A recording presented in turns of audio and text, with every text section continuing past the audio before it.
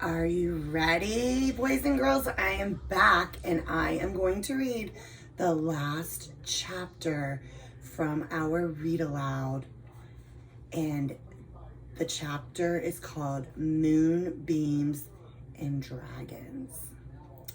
It didn't take long for Oliver to find an entry under Sun Sprites in the Magical Animal Encyclopedia, Volume 4, Rare and Risky Animals, while Clover sat on the couch, careful not to touch anything.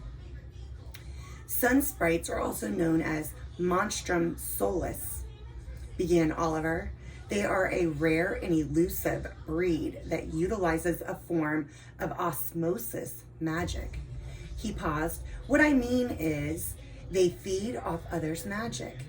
They are born almost invisible and gather and crystallize sunbeams to make charms like the ones you're wearing. The charm collects magic and powers the Sun Sprite, see? He showed Clover the pictures beside the entry that showed a Sun Sprite's transformation. One was a pixie no bigger than a fingernail and dull as dust. The other a glowing orb, so bright it was impossible to make out its features, except for sharp teeth and pointed wings. It was wearing a charm around its neck that was bursting with sunbeams. Once they put on the charm, it's on them for life, continued Oliver. Oh no, said Clover, fighting back the panic still in her heart. How will we get it off? How will we give the magic back? It took Oliver a little longer, but eventually he managed to find an entry on how to remedy the Sun Sprite's effects too. There is a way, he said at last, though I am not sure if we have what we need. What is it? Tell me. You need to take a bath in something very rare. Moonbeams. Blue moonbeams. Blue moonbeams, exclaimed Clover. Oh, Oliver, we do have some. Don't you remember? In the tack room, you told me all about them when I was making polish for the unicorn's horns. I did, didn't I? Yes, said Clover, her voice full of smiles. You did. So I'm just going to back up and I'm going to show you that picture of the pixie and then the glowing orb. So remember, he said that the pixie was no bigger than a fingernail.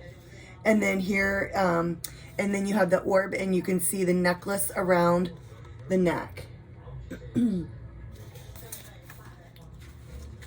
There was only one bottle, but that was all they needed. Oliver and Clover filled a big tub with warm water in the washing room and added a dash of the beams. They swirled silver and filled the room with the smells of a summer night. So picture that in your mind, visualize that outside on a summer night. And she's saying that as she's taking a bath in these blue moonbeams, they swirled silver and filled the room with the smells of a summer night. Clover held her breath as she got in. With the necklace and her clothes still on, she'd never had a bath fully dressed before. But then, she'd never bathed the moonbeams either. Would it work? She hoped more than anything it would. Immediately, the water began to swirl and spin and sizzle, the sound a spark makes when it's being doused. Oliver stepped back and Clover watched in amazement as bubbles spilt out of the tub. Not just any kind of bubbles. Each bubble was shaped like a magical animal. There was a puppy bubble and kitten bubbles, unicorn bubbles, and a whole parade of animals. Even a bubble shaped like a troll. So I'll show you that picture of all of the bubbles coming out of the bathtub. And notice too that Clover's fully dressed. So how many people get in the bathtub fully dressed?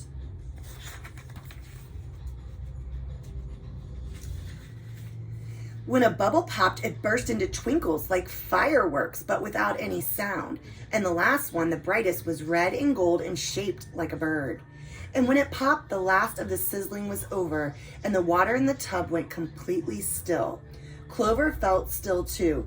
Her hands weren't tingling. Her face wasn't burning.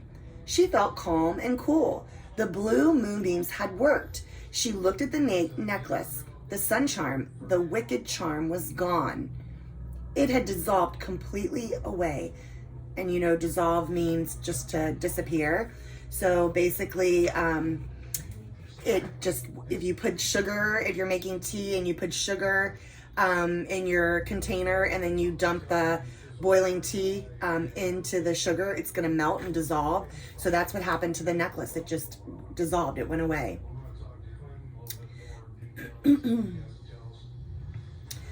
All that was left was the chain, which undid easily and slipped right off her neck, falling with a plop into the water. And think about that. When you drop something in the water, you hear it plop. And another word for that, a literary device is called an automatopoeia. And an automatopoeia is a word that sounds like what it means. So when you think of plop, you can picture that, and that's an automatopoeia. When you're going up, if you're going up on a roller coaster and you hear that click, click, clack, clack, that's an automatopoeia. So an automatopoeia is a literary device that is used to give a word that makes a sound. So that's the plop that went into the water. Oliver fetched her one of his robes to change into and returned with a wand too. Let's see if this works, he said. He waved the wand and the robe folded into a neat square on the floor beside the tub. My magic's back, he declared, grinning. Clover grinned too, but she didn't want to encourage Oliver, so she shooed him out so she could get changed. Even in the wizard's outfit, which was sort of like a dress, she couldn't remember when she had last felt so normal, so good, so unmagical, so herself. But what about the animals? The animals were back to normal too. Magical animal normal. Dippity was green and Picnic was invisible. The magic kittens were zapping, floating, and tumbling. The fire salamanders were sizzling. The unicorns were prancing, showing off their milky white horns, which Clover noticed looked remarkably sparkly, as though they had been polished. And the tiny fairy horses were galloping around the stall. Thankfully, none of them had escaped, which they easily could have, right under the door slats. Clover and Oliver scooped them up and returned them to their cage. Neptune was big again and had his collar in his mouth, clearly wanting it to be put back around his neck. He was so smart. You can do it, Clover told Oliver. He's really easy to manage. So Oliver climbed up the ladder and gestured to the hippocampus, who stayed perfectly still at the top of the tank while Oliver fumbled a few times, but at last got the collar around the water horse's neck. So I'll go back to that and show you the picture of Neptune.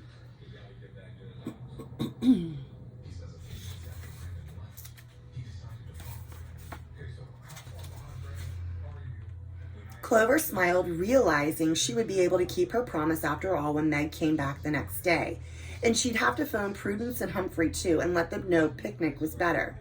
But what about Phoebe? She wondered aloud. Clover and Oliver rushed to the rookery. Clover's heart fell. The ash remained in the center of the sun, dull and gray. A shadow fell across the happiness of the afternoon. It's all my fault, said Clover. It's not your fault, said Oliver. It's mine. That necklace was here because of me. Clover squeezed her eyes shut, trying hard not to cry.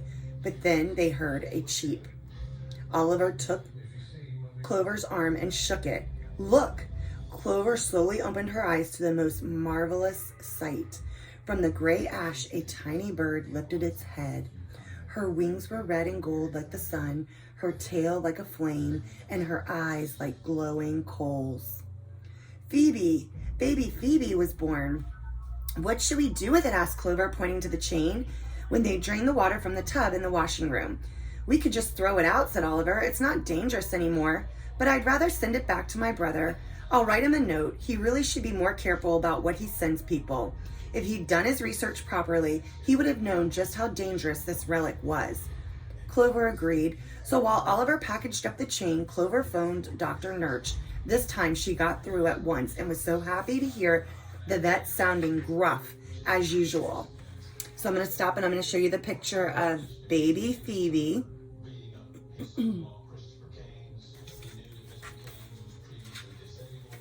She was so happy to learn that Nanny, the winged horse, and the tortoise had all recovered as well. Dr. Nurch described how she had woken up turning human. Even her voice had been changing, and that's why she couldn't speak properly. That's when I knew it was a sickness. It was a curse. but I couldn't tell you when you visited. Well, I figured it out, said Clover. Actually, Oliver and I did. We figured it out together.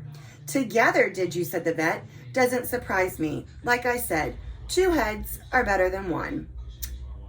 And we know what that is. 2 heads are better than 1. Think about it. Idioms. Remember, we did idioms. It doesn't really mean that there's 2 heads sticking out of a body. 2 heads are better than 1 means that working with someone, a partner, you get more accomplished. You can do more things. It's better. Oh, said Clover, remembering what the vet said when she left after her visit. Oh, it actually did make sense after all. Clover was about to go home. It was getting late now when she remembered Gump. Poor Gump. She had touched him too. Had he lost his magic? Was he okay now? Sorry, Gump, said Clover. Do you feel better? His mustache didn't move, not even a little. Is he okay? She asked Oliver. I'll find out, said Oliver. Gluck glue, he said to the gnome. Glick glog glog, responded Gump. He says he's glad to see you're back to your usual self. Clover couldn't believe it. He talks. Of course, said Oliver. It's gnome language. Some gnomes speak English too, but not Gump. I studied it in my magical animal courses. I was top of my class. For a moment, Clover thought he was bragging, but then he added, I could teach you. Really? Asked Clover, surprised. Oliver nodded. Of course. You know, there are lots of magical animal correspondent courses. That's how I studied to become an expert. Perhaps you could take some courses too. I'm not very good at school, said Clover. I can help you, said Oliver. If you could teach me, some practical animal basics for myself and even for my book, there needs to be a chapter on invisible animal care. You could help me. Clover nodded with all her might. Of course. I don't want to rely on my wands, Oliver continued. Well, actually, said Clover, her stomach grumbling, I could use a bowl of that chicken noodle soup. Oliver smiled. Really? Really, said Clover. And so after removing the quarantine sign, they sat on the steps of the agency in the cool evening air and ate 3 bowls of chicken noodle soup made by the wellness wand. Phoebe rested on Oliver's shoulder, Dippity groomed his green fur by Clover's side, and Picnic's collar bobbed around as he chewed on the bone in the yard. The soup was really tasty with thick, curly noodles, carrots, and parsley. Oliver produced the bottle of lemonade from Sabine, too, and much to Clover's surprise, the lemonade and soup went well together. Clover enjoyed every bit as Oliver explained more about the magical animal courses. Although he told her he still couldn't get his full magical animal doctorate without practical experience. He had finished all the courses long ago. As he described them to her, she grew more and more excited. Could she really study magical animals? She could go to school and work and study at the agency afterward. Of course, she would miss playing with Emma in the afternoons, but she could still be friends with Emma and work at the agency, couldn't she? Just like Emma could make new friends at Pony Camp. There was room in her life and heart for lots, just like there was room at the agency. Lots of room for new animals and new friends, even slightly annoying ones. So there they are sitting on the front step eating their chicken noodle soup.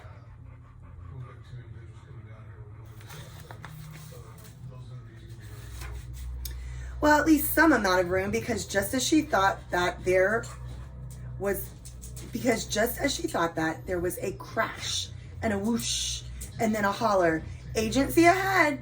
What's that? Said Oliver, peering up. It sounded like Mr. Jams, said Clover. It was indeed Mr. Jams, and he was riding a tree? No, it wasn't a tree. It was a dragon, the most incredible, extraordinary dragon Clover had ever seen. The scales covering its body were like leaves, its wings like branches draped with moss. Its long snout looked like a tree trunk. So visualize that in your mind. So here comes this dragon that Mr. Jams is riding, and the scales look like a tree's leaves. So the dragon's scales. The wings look like branches from the tree that have like the moss hanging on it. And then its snout looked like the trunk of the tree. So you've got this big trunk. Sir Winsmith was sitting behind Mr. Jams, and following them were 4 other dragons, all as strange and amazing as the first. They were varying shades of greens and browns, with tails like branches, crooked and twiggy. Forest dragons, a whole flight of them, whispered Oliver. I've only read about forest dragons. I've never seen them before. Me neither, whispered Clover. So that was their mission, said Oliver. Forest dragons are some of the most prized creatures around. They live deep in the woods in families of 4 or 5. They are very gentle and sometimes become pets, but more often their heads become trophies. Sir Winsmith must have known these ones were in danger. So here's a picture of the dragons, and you can see that Mr. Jams is on the front, and then his friend is on the back.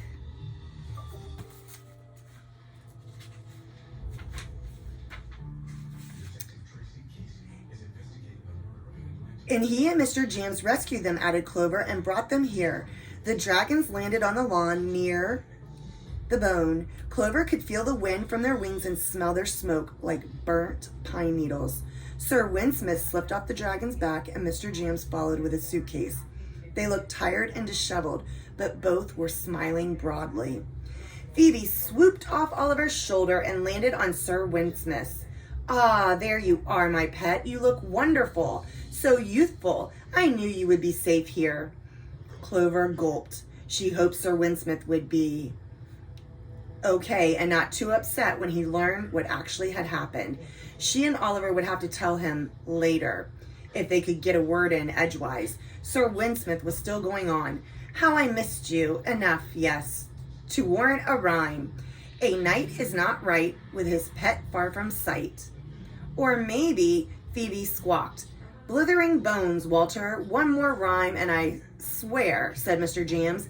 But there was a twinkle in his eye. He turned to Clover and Oliver. We need your help to ready the stables. All the big stalls will be needed with proper precautions for fire and smoke. Can you do it?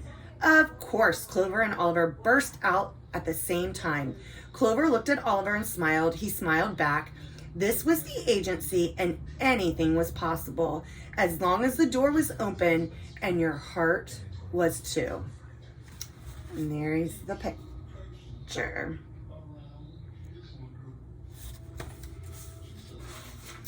And that's the end. And the last line, I liked it so much because it said, it's telling you that anything's possible. And it said again, this was the agency and anything was possible as long as the door was open and your heart was too. And that means that you have to be open to ideas and opinions of others. So if you keep your heart open, anything's possible. And you know, I've always told you guys, never say that you can't do something. And you may take a little bit more practice. It may take a little more work or effort, but anything is possible. We've talked about how LeBron James, how he wasn't successful at first and they didn't want to draft him, and he kept working and working. Shaquille O'Neal, same thing. I just watched a documentary on him, and they didn't want, he wasn't, they just didn't think he was good enough in the beginning, and he worked hard, and look where it got him. And that goes for some singers, actors, actresses. You can be anything you want to be as long as you believe in it and you keep an open heart and an open mind. So I feel like that's just the most important lesson, especially with what we're all dealing with. And it was kind of funny that we finished the book and the quarantine was just lifted partially. So now we're able to go back to the beaches and we're able to go out to restaurants and getting back to some sense of normalcy. School is still closed, but for the most part, we're getting back to how life was before the coronavirus made its appearance here in the United States. So as a country, as a state, as a county, as a school. It's just important that we respect one another and we respect their opinions. We respect the feelings of others, even though we may not have the same or agree. We all are allowed to have our own opinions and think and feel the way that you choose to do. And that's what makes America such a great place to be, because anybody can believe what they want to believe. They can love who they want to love. They can say what they want to say with freedom of speech. So we just need to make sure that we keep that open mind and open heart, just like Mr. Jams told Oliver and Clover, anything's possible as long as you keep an open heart and an open mind.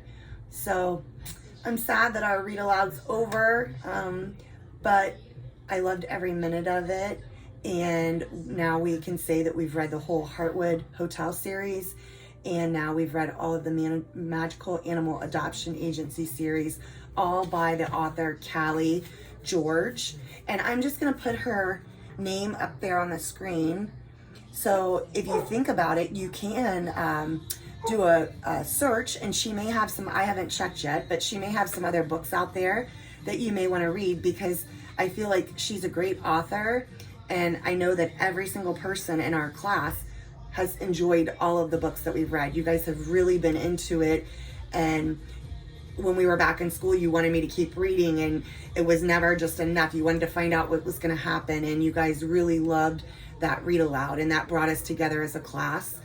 And it's still bringing us together, even though we're all separate at our own houses and we're not together in the literal sense.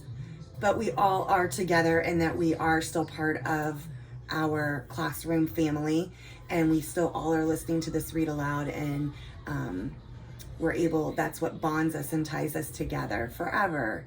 So I have a really fun end of the book activity, and it's going to be linked to the video, but it has some different links where you can go in, and you're going to take a little survey to see which magical animal would be best for you. There is an adoption certificate where you can pick your magical animal, and you can put your name in it, and you can print it out. And then there's a few more links, because I found the Magical Animal Adoption Agency a website, and it had all of these little neat little activities. So all of that's going to be explained in the link to this video. So I'm sorry it's over. We'll never forget the books, the characters, but most importantly, from my heart to your heart, I love you very much. Keep an open heart, keep an open mind, and always know you may not agree with someone, you may not like that person in some sense, but we have to always treat each other with respect. We have to keep an open mind. We have to value each other's opinions, and we have to get along for the better good. So just like I have told you before in class, someone may not be your best friend, or might not be the person you would choose to work with, but in order to be successful, you have to learn to work with those people, and you have to learn how to respect them. So keep that in mind, and I will see you soon. Bye.